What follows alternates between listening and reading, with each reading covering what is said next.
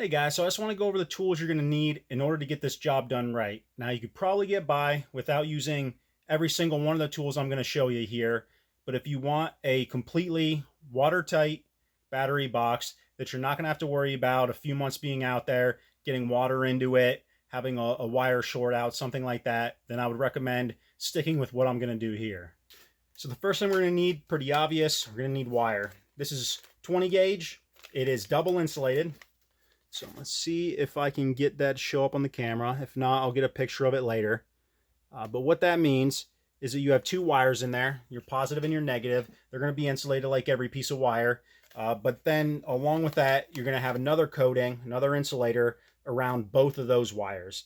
Now, if you get indoor wire, you're going to find it's not double insulated. You're a lot more likely to accidentally pinch it, have something like that happen, get a dead short, and burn your wire out. And I said burn your wire out for a reason. This is important. Use 20 gauge wire. That's all the current that's ever going to go through that wire for your trail camera. 20 gauge is going to handle it just fine. You have a 6-foot section of it. The resistance inside that piece of 20 gauge wire, as long as it's good, high quality wire, it's not going to cause any problems for your camera.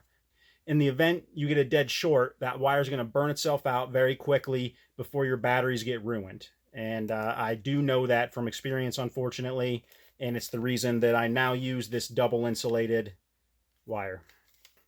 So the next tool you're going to need, pretty straightforward, wire crimpers. I use both these, depending on what I'm doing. For the outside sheathing around the double insulated, these work really, really well. Every once in a while, you'll get a small piece of that 20 gauge wire you got to strip. This thing's going to be a little bit too much, probably going to pull some of that wire out. Just go with your standard cheap set here. The next thing you're going to see me using, these are my crimpers. So they're ratcheting, they'll lock in. You get a very consistent set with these every single time. Don't need them. I recommend it, but don't need it if you don't want to spend the money. And these will work just as well as long as you know what you're doing. Don't under crush it, don't over crush it. You'll get the feel for it. And you'll see me in the video after I use these. I always tug on the wire with the connector on it to make sure that it's tight. You need a marker like this, a good silver Sharpie. We're going to use this to mark the positive and the negative because once you heat shrink wrap everything, you're not going to know what it is. Put a mark on the connector, you know what it is. These generically called solder and seal connectors, they have heat shrink wrap. They've got a plastic that melts fairly early on to grab and hold each wire when you're connecting two wires in a butt splice. And then there's solder in the middle of them. And that solder will melt at a fairly low temperature, give you a good coverage. The wires will connect up together. That solder will cool and harden. And the heat shrink wrap around the outside will cool as well, give you a really good seal. I usually then put heat shrink wrap on top of that as well. These things work really well. This is actually diesel engines. This is when there's a wiring issue. This is now the standard that a lot of these companies are calling for to repair using like a pigtail harness or something. So we're going to need a drill bit. This one's a 7/16. Check the documentation on the panel mount barrel plugs that you get. They'll tell you what you need. If not, you buy it from Amazon, go on there. You can almost always find someone that asks the question, what size drill bit? Then a chisel. We'll use this to clear burrs out. You want to make sure with these panel mounts that the rubber gasket that goes on them gets a really good seal. So if you have plastic residue from when you drilled it and you try to get it all nice and tight, that rubber won't seal. You'll end up with water inside your box, and that's the worst thing you can have. Next, answer. So this is a heat gun. Pretty straightforward. Turn it on. It's adjustable. Put some heat on the shrink wrap or the solder and seals, and you're good to go. So this is a Fluke. This is their very base model. I've had it for about 2 years. I've used it for quite a few projects, and I couldn't imagine not having it now. So I know you think you don't need it, but there's so many times that this thing can take troubleshooting from hours down to about 30 seconds. So get one, learn how to use it, measure voltage, to measure continuity, to measure diodes, measure resistance. These are all things you can do with it. And once you learn how to do it, man, everything in electrical becomes so much easier. So now I want to talk about the consumables we're going to use. The first are these crimp connectors. So standard spade connectors, that's what I use inside the box. I use nice fancy Deutsch connectors whenever I'm doing something outside. Inside the box, spade connectors, you're going to be good to go. This one will slip over the battery, and then I'll use a combination of these two. So this is the male, this is your female. I'll use a combination of these two to connect the other wires up. You'll see that. This is heat shrink wrap, super cheap. You get 500 pieces for less than 20 bucks, and you'll be set for all the electrical projects you'll be able to do for a year or two. This stuff is amazing. It does two things. It seals, obviously, that's the one that you think of, but it also provides reinforcement. So anytime I have a cable that I need one of two things, I either need it so that it can't bend as much. That's where this will come in handy. The other place, sometimes I'll put this around a wire if I'm going to connect it up to the frame of a trailer or something like that, just to give it a little more insulation. So the last thing are the panel mount barrel connectors. So the end on one of these is going to have the exact same end as almost every standard 12 volt. Doesn't matter inside, outside, your trail cameras, if they're running 12 volt, almost always they're going to have the 5.5 by 2.1 barrel connector. And this is the receptacle for that. So I have a Spypoint, I have a Spartan. They both have this mounted inside of them. So I mount this to my battery box, and then I have one cable that's the same on both ends, two male 5.5 by 2.1 barrels. Connect them up, you're good to go. So all the metal here that you can see, that's connected to your neutral. On the inside, there's going to be a pin. That pin is going to be your hot. That's going to be your positive. So you got your negative, you got your positive inside.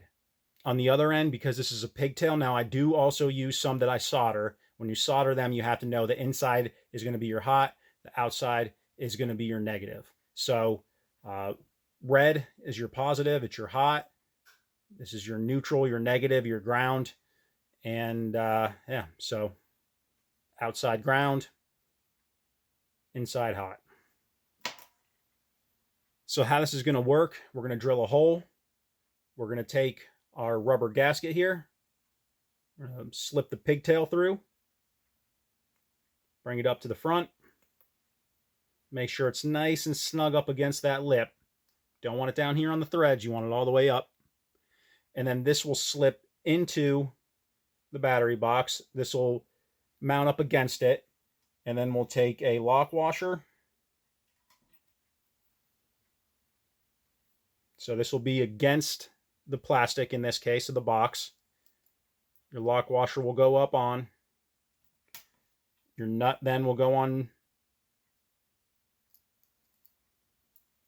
We'll tighten that up, and that's what will hold that whole thing in place. So in between there, that's where the plastic will be. You'll see that it's going to draw the lip on this back into the plastic against that rubber gasket. That's what gives you your seal. That's what makes this a waterproof application.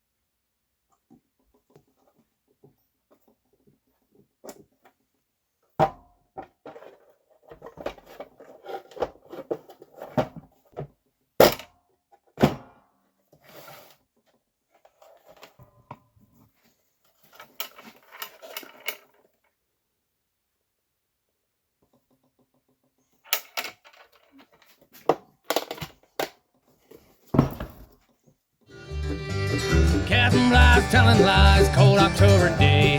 Drinking beer, trying not to hear the words he has to say. Come on boys, watch a salmon run. It's headed for the trout hole, and Mountain got his gun.